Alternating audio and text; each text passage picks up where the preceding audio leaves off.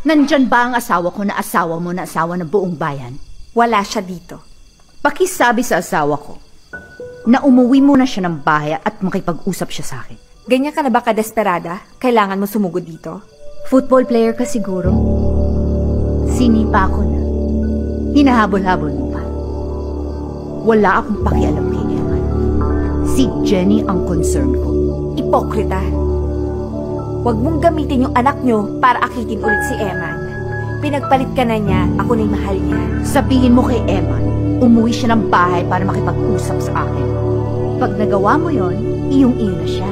Ipitin mo man dyan sa kilikili mo, isaksak mo pa sa baga mo, wala akong pakialam. Habang hindi mo pa yung ginagawa, hindi ko kayo titigilan. Get out of my friends. Hindi mo ako kailangan itaboy. Dahil sa sobrang init dito, kulang na lang si Satanas, impyerno na.